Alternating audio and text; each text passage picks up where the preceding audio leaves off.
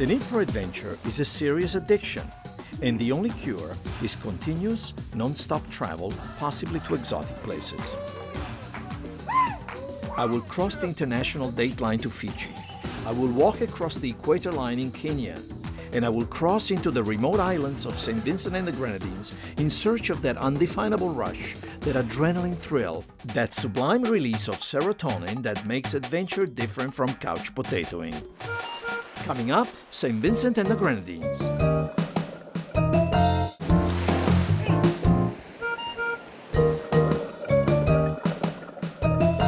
St. Vincent and the Grenadines are a group of about 30 islands in the southern Caribbean with primal forests, unspoiled palm fringe beaches, and virgin reefs.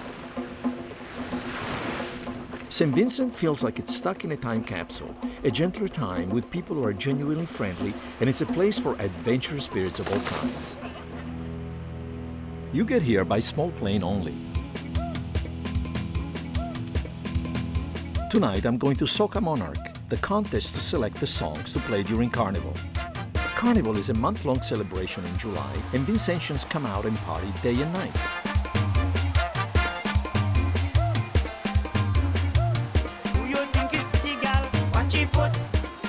Soca is an evolution of Calypso, but it's more dancey, more energetic, and makes you sweat.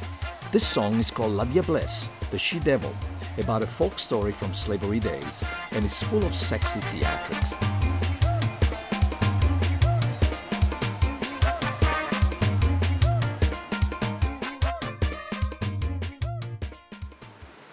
I'm too wiped out by the party last night. So a soft adventure with sailors' wilderness tours into archaeology suits my energy level just fine today. St. Vincent has a long history. Waves of settlers came in from South America, Siboneyes, Arawaks, and Caribs right before Columbus. Here we have petroglyphs, pictures and stories, carved on large stones made by the first settlers probably 2,000 years ago. The length of that rock is about 22 feet in length and about 12 feet in width. You notice that? These monuments are very accessible. You can touch them, feel them, even crawl on them. Adventure in archaeology takes you back into ancient history. This is the god of rain. The stone is next to a river, so it probably begged the god for water. Please fill our river so we can have nice, very large trouts for dinner. My energy level is up, so Sailor and I will go cycling. Sailor owns the only bike shop in St. Vincent, and he's the head of the St. Vincent Olympic team. We'll start with a trip up the Windward Coast. The rolling hills are really a lot of work. We end up pedaling on a stretch along the Atlantic, complete with roaring waves and a magical landscape that makes all the huffing and puffing worth it. What a ride! We head back to the capital, Kingstown. Cycling is the best way to explore this bustling colonial town. How many bikers in the U.S. can stop by and have a fresh coconut on the way? Here you have great buildings from the 18th century, from the days when the English and the French were fighting over St. Vincent sugar.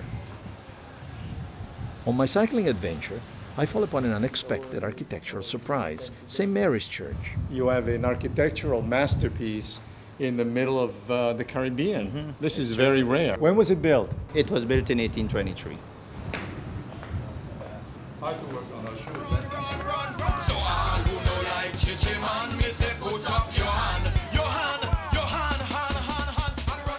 This is a relaxing adventure with fantasy tours. With a small party, we head down to the Tobago Keys, a group of 5 deserted islands in the southern Grenadines. Our party is experiencing the gentle breezes, the gentle rum, and the balmy air, plus the finest powdery beaches, the consistency of confectioner's sugar. You can't beat this. It's like, I always call it Gilligan's Island, uninhabited, untouched. This is a larger, more natural fish tank. That's why I can't get out of the water. St. Vincent and the Grenadines is also one of the best places to have a sailing adventure. This 42-foot sloop, Slip 6, has hot and cold showers, cell phones, depth sounder, and even a barbecue. Sailing in St. Vincent! You can charter a boat from Barefoot Yacht Charters. The islands are in a line from the north to the south with a prevailing wind from the east, which means that you're always sailing on a beam. You never really have to sail too hard upwind, or you're not sailing too much downwind. You're doing most of your stuff with the wind from the side, which is a nice, fast, comfortable point of sail. Yes, I can sail, with Philippe prompting me on every move. Plus, I learned that you shouldn't oversheet the mainsail. Okay, I'm on the way to mastering the lingo. I'll be back to get my license soon. Most carnivals are in February, but Vincentians are different. So Vincimas, St. Vincent's Carnival, is in the heat of summer. Vincimas means Vincentian Masquerade and is open to everyone. The Buccaneers won Best Costume Band last year, so for $100, I get myself a Buccaneer costume, and I'm in. Vincimas is a contest for the best costume band, but it's also an extreme adventure. I plunge into the midst of several thousand people right behind the truck, stacked with speakers, blasting the same 3 winning soca songs for 10 hours straight under the blazing sun. The whole trip is hypnotic, deafening, and a total workout. I drink 22 bottles of water and sweat it all out. The dictionary says adventure is a hazardous undertaking and also a steering experience. I lost my hearing for 3 days. I nearly passed out from the heat and lost 3 pounds in a day. So what?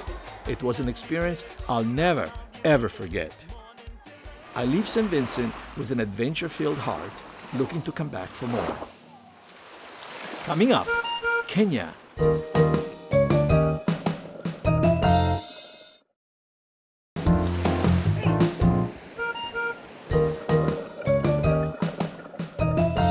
My unquenchable yen for adventure takes me to Kenya in East Africa. August is the perfect time to go on a game safari in the Mara National Reserve. 720 square miles of grassland, home to all the great predators you've seen at the zoo. Here they're loose and hunting for food. That's why you stay in your Jeep. Always.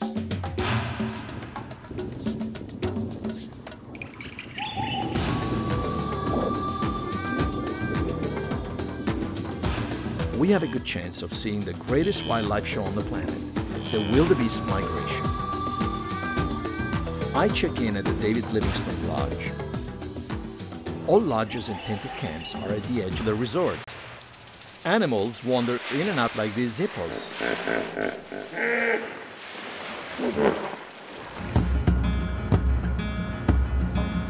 I got my wake-up call at 4:45 this morning, which is rather ungodly, but this is because we are taking a ride in a hot air balloon over the Mara.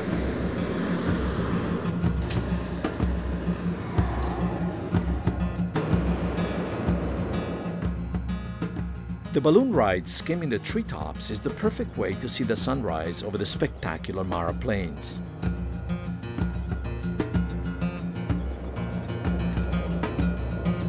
I can see the wildebeest dotting the grasslands for miles.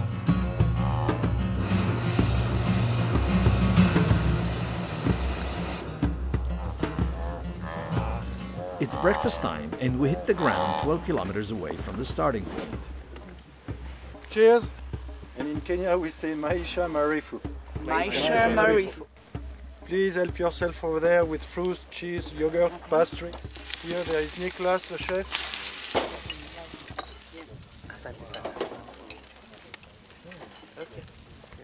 About 1.4 million wildebeests will migrate across the Mara River the month of August toward greener pastures in the south.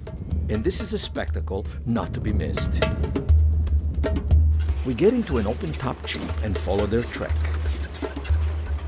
The largest population of lions in Kenya is in the Mara.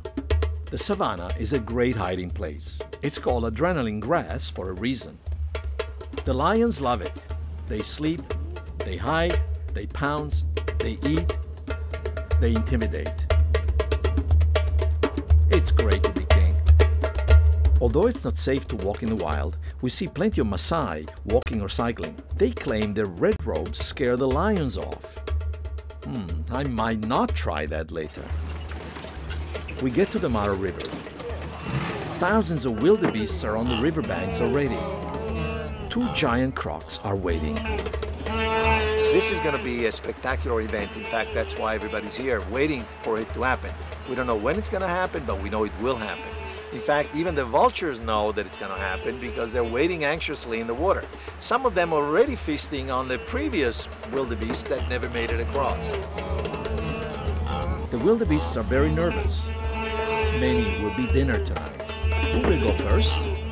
And then unexpectedly, the crocs decide to mate. So the wildebeests make a mad run and all follow in a blind stampede.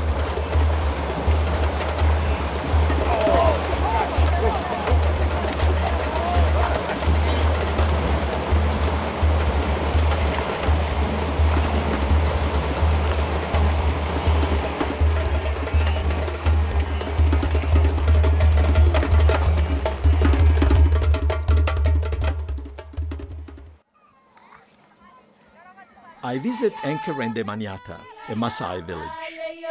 The Masai are ancestral people of the Mara, and their culture has hardly changed. Thanks to my guide's influence, I'm allowed to live another one of my compulsive traveler's fantasies, being a Masai for a day. William, my Masai friend, takes me in like a brother. That yam just mean every end of the year we have the competition from all the Masai young generation, which is a strong team to jump. Masai warriors dancing the Ipit dance, the virility dance.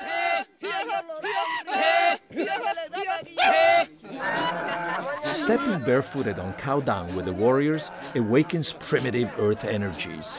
I can jump higher and higher. The Masai tribe migrated south from the Nile area, their origins lost in the midst of ancient history. They're nomadic, graze cattle, drink cow blood, and revere, what else? The cow. Their wealth is measured in cow.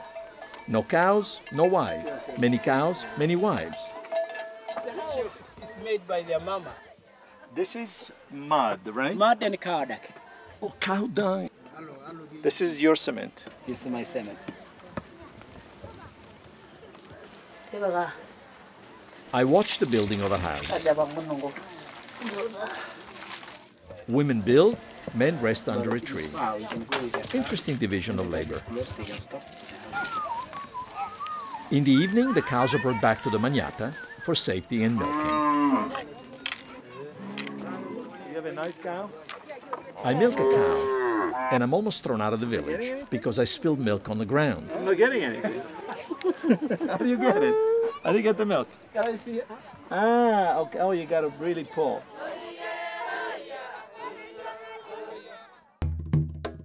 Climbing Mount Kenya at 16,000 feet is, I hear, a great experience. But for now, I'll check into the Mount Kenya Safari Club and enjoy the view from the ground, just like Hemingway did.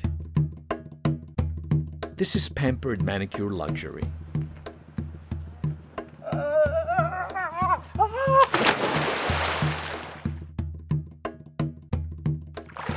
I'm swimming at the only heated pool on the equator at the Mount Kenya Safari Club, and it's great. For a moment, I feel I stepped into Beverly Hills. In fact, this club was founded by actor William Holden in the early 60s. The Mount Kenya Game Ranch Animal Orphanage next door will soften the hardest of hearts. They are brought here as babies, but eventually we try to teach them ways of survival. And for a successful animal, we make sure that they go back to the wild. Neck to neck, in this wild race with Elsie the giant turtle.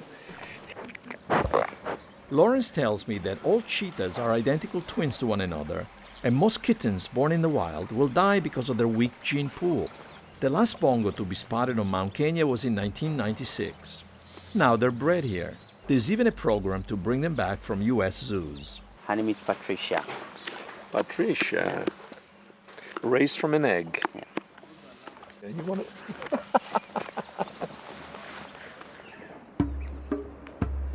Prehistoric earthquakes formed the Great Rift Valley, which was also the home of 1.6 million-year-old Homo erectus, the closest thing to modern man.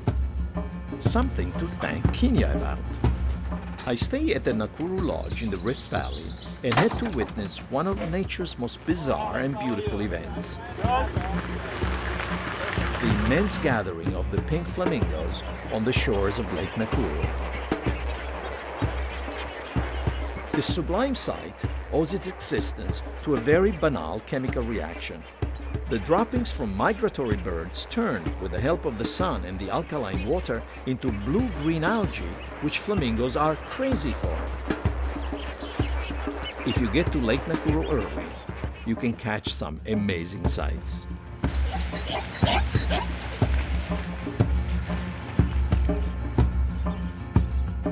Now I understand what all the travelers to Kenya say. Once you come, you'll have to come back over and over and over.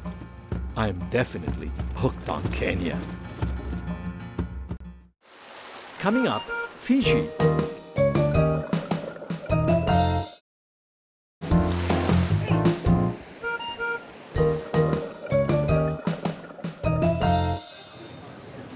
My next adventure takes me to Fiji. I'm here to dive at the Jean-Michel Cousteau Resort on Vanuatu, a remote island in the North Archipelago. I'm greeted by Numaya, the medicine man I met on a previous trip. Been a long time. Jean-Michel Cousteau fell in love with this particular spot called Savu Savu. Most of the reefs around here have never seen a diver and never will. You can come to Fiji and stay in a hut on the beach, or you can stay in Bure 25. This is a palatial Bure with private pool, 7 showers and jacuzzi. Who wants to leave to go anywhere? I recover from jet lag with room service, a roll in my private pool, and deep meditation on my lucky break. In the morning, we board L'Aventure, Cousteau's dive boat. I'm in luck. Today, we're going to Namena. Please look out maybe some pilot whales or dolphins. Namena is the reason Fiji has been called the soft coral capital of the world. But it's 15 miles from shore, and unless the waters are perfect, the trip cannot be made. Today, the weather is perfect, and dolphins appear on cue and seem to escort us to Namena. The eel is about 75 feet. You're saying that we're going to see it today? You're guaranteeing? Compulsive Traveler wants to dive Namena now. We go down to 80 feet along a plunging wall that seems to go on forever.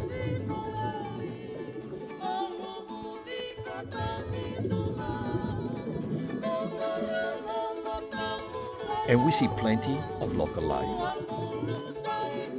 Anemone fish defending their territory. Is this a comb or a rock mover wrasse? An elegant flatworm. A nudibranch. A giant clam. A spotted moray. Here is the rare blue ribbon eel at 75 feet. Namena's wall drops about a mile, and that's why we can see the big guys, like this reef shark. Everybody seems to live for the next meal, like these barracudas.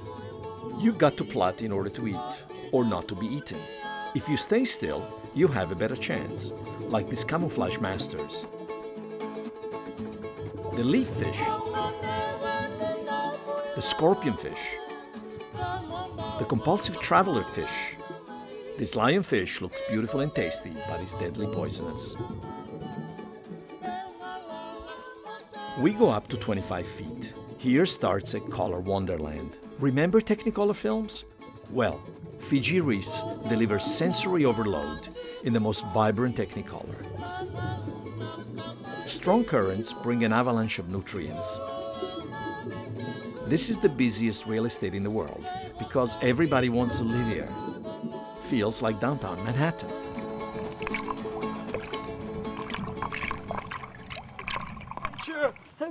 Namena, what a day, what a dive. I'm beside myself with excitement. And I escaped being trounced by a falling coconut. After all the diving, I need a good massage. I heard about the rainforest massage at Khorasan, so I immediately head there. The hotel staff leads me to the rainforest spa, tucked inside a beautiful 90-acre forest. This is an adventure in massage. You bet. My masseuse butters me with papaya and seaweed cream from head to toe. And then she leaves me to cure under a giant banana leaf. The dip in the freezing pool is the clincher.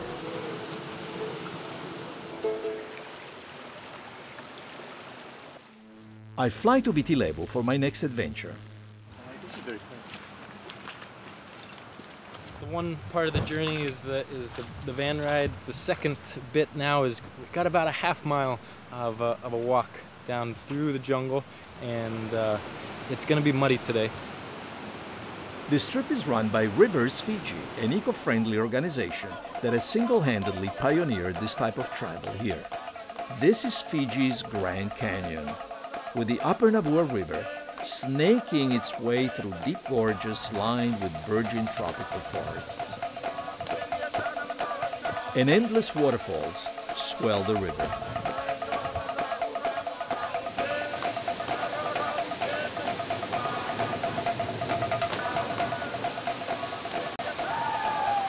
The conservation lease Rivers Fiji has established here with the help of the Native Land Trust Board and the individual landowners is first of its kind in Fiji and possibly in the world. Part of the proceeds from every tourist who comes on a trip goes directly to the villages in the area. This was a trip.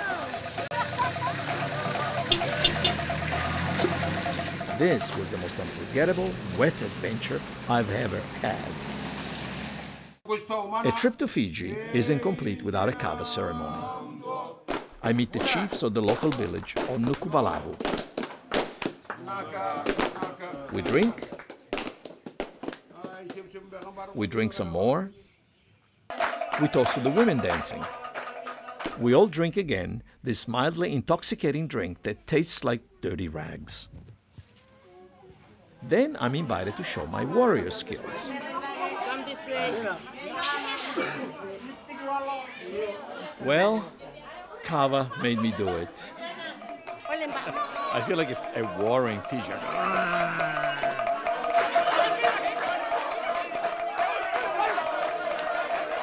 I seem to amuse the future warriors of Fiji.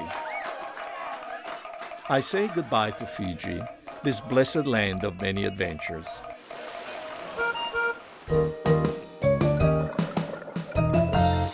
Hey, my passport is almost full again. Time for a new one. That's what happens when you're the compulsive traveler.